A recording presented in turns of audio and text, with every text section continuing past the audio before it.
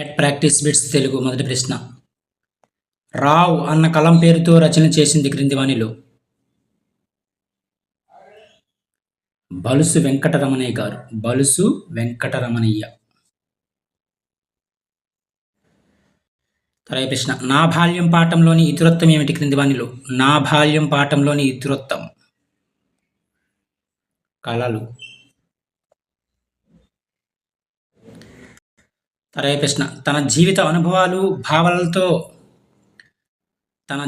అనుభవాలు భావాలతో కలబోసి తనకు తానే రాసుకునే సాహితీ ప్రక్రియను ఏమంటారు? ఆత్మకథ అంటారు.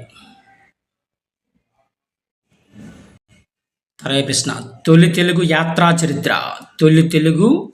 చరిత్ర. కాశీ యాత్రా చరిత్ర. తర్వాయి ప్రశ్న. దివ్వే అను పదానికి ప్రకృతి ఏమిటి క్రింది వానిలో? దివ్వే అను పదానికి ప్రకృతి దీపము.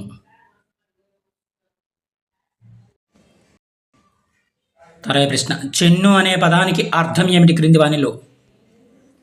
చెన్ను అనే పదానికి అర్థం అందం.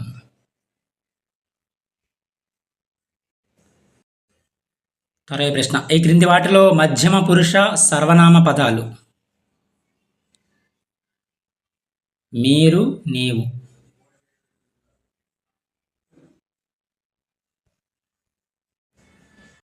తర్వాయి ప్రశ్న. వెండి గొలుసు వేయడమే గాని తీయలేము, ఇది ఒక పొడుపు కథ.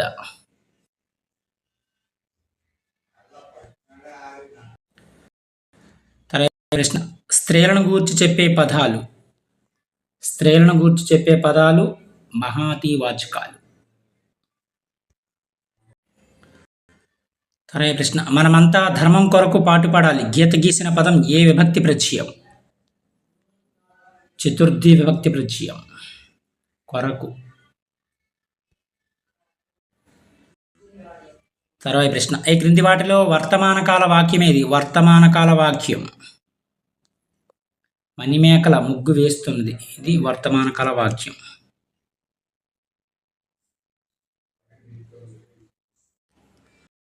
తర్వాయి ప్రశ్న. ఈ క్రింది వాటిలో భూతకాలిక అసమాపక్రియ గల వాక్యాన్ని గుర్తించండి. నేను బడికి వెళ్ళి చదువుకున్నాను, ఇది భూతకాలిక అసమాపక్రియ. భూతకాలం పాస్ట్ని తెలియజేస్తుంది. తర్వాయి ప్రశ్న. ఈ క్రింది వాటిలో సరైన సంయుక్త వాక్యం? సౌజన్య తెలివైనది, చురుకైనది, ఇది సంయుక్త వాక్యం. తర్వాయి ప్రశ్న. పెదవి సహాయంతో పలికే అక్షరాలను ఏమంటారు? పెదవి సహాయంతో పలికే అక్షరాలను ఓష్ట్యాలు అంటారు, ఓష్ట్యాలు. తర్వాయి ప్రశ్న. పితృణం ఈ పదంలోని సంధి? సవర్ణ దీర్ఘ సంధి.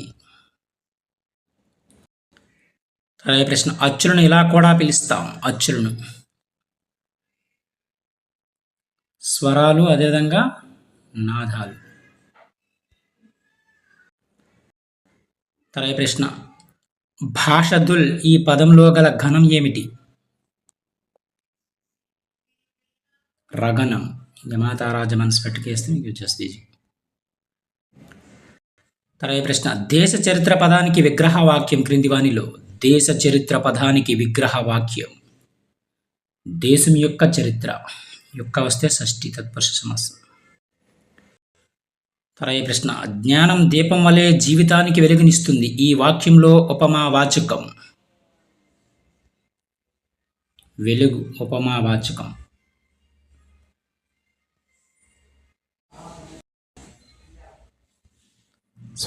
వెలుగు కాదు, వలె అనేది ఉపమావాచకం. జ్ఞానం దీపం వలె జీవితానికి వెలుగునిస్తుంది, ఈ వాక్యంలో ఉపమావాచకం ఏదంటే వలె.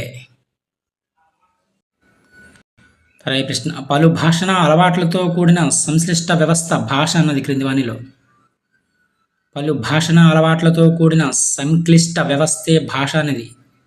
భాష అన్నది ఎవరంటే హాకెట్ వ్యాఖ్యానించి. మెథడాలజీలు ఇవి. తాను చూచిన ప్రదేశం గురించి కానీ తనకు నచ్చిన అంశంపై కానీ 2 నిమిషాలు ఏకధాటిగా మాట్లాడగలగడం.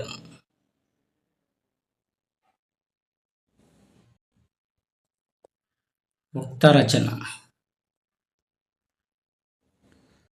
తర్వాత ప్రశ్న, మన దేశంలో ఈ పద్ధతిని మొదట ఈశ్వరీభాయ్ పటేల్ కమిటీ ప్రస్తావించింది. కృత్యాధార పద్ధతిని ఈశ్వరీభాయ్ పటేల్ కమిటీ ప్రస్తావించింది మొట్టమొదట. తర్వాత ప్రశ్న, ఒక విషయం యొక్క భావాన్ని గ్రహించి తన సొంత వాక్యాలలో వివరిస్తూ చక్కగా రాయడాన్ని ఏమంటారు? విస్తృత రచన అంటారు. విస్తృత రచన. ఒక విషయం యొక్క భావాన్ని గ్రహించి తన సొంత వాక్యాలలో వివరిస్తూ చక్కగా రాయడాన్ని విస్తృత రచన అంటారు. తర్వాత ప్రశ్న, వార్తాపత్రికలు అనేవి దృశ్య బోధనోపకరణ. వార్తాపత్రికలు. తర్వాత ప్రశ్న, ఏ అంశాన్ని అయితే మదింపు చేయాలని భావిస్తామో ఆ అంశాన్ని మాత్రమే మదింపు చేయడము అనేది. ప్రామాణికతను సూచిస్తుంది. ప్రామాణికత.